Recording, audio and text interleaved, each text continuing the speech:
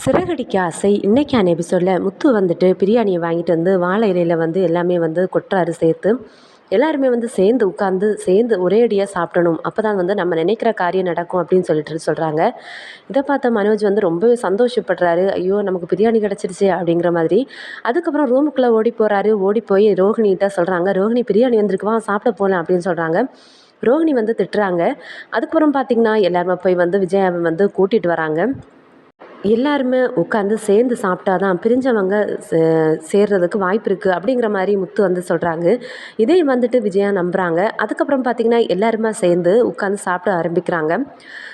விஜயா வந்து நல்லா ரசித்து ருசித்து அப்படியே சந்தோஷத்தில் சாப்பிட்டுட்டு இருக்காங்க. இதை வந்து அண்ணாமலை பார்த்துடுறாரு. உடனே வந்து அண்ணாமலை கிட்ட வந்து விஜயா வந்து சொல்லுவாங்க, நான் வந்து ருசிக்காக எல்லாம் சாப்பிடலை, பிரிஞ்சு போனவங்க வருவாங்க அதனால தான் சாப்பிட்றேன் அப்படின்னு சொல்லிட்டு சமாளிக்கிறாங்க.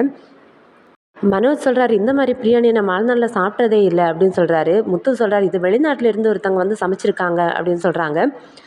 மனோஜ் வந்துட்டு மலேசியாவிலேருந்து வந்து சமைச்சாங்களா அப்படின்னு கேட்குறாங்க. இதை கேட்டோடனே விஜயாவுக்கு வந்து ரோஹிணியோட அப்பாவை பற்றின ஞாபகம் வந்துடுச்சு.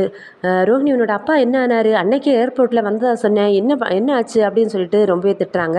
ஸோ ரோஹிணி சொல்கிறாங்க, அன்னைக்கு வந்தேன்னு தான் சொன்னார், அதுக்கப்புறம் ஃபோன் வந்து ரீச் ஆகலை அப்படிங்கிற மாதிரி சொல்லிட்டு இருக்காங்க. நீ சொல்கிறதெல்லாம் நம்பிட்டு இருக்கிறதுக்கு நான் வந்து சின்ன பிள்ளை இல்லை அப்படின்னு சொல்லிட்டு ரொம்பவே திட்டுறாங்க. எப்போவுமே இனிமேல் இந்த கண்ணீரெல்லாம் நான் நம்பவே மாட்டேன் அப்படின்னு சொல்லிட்டு ரொம்பவே திட்டுறாங்க. ஆனால் ரோஹிணி ஏதோ காரணம் எல்லாம் சொல்கிறாங்க. பட் வந்து விஜயா வந்து ரொம்பவே கோவமாக தான் ரோஹிணிகிட்ட பேசிகிட்டு இருக்காங்க. அதுக்கப்புறம் இந்த பக்கம் வந்து பார்த்திங்கன்னா முத்து மீனா வந்து ரூமில் பேசிகிட்டு இருக்காங்க.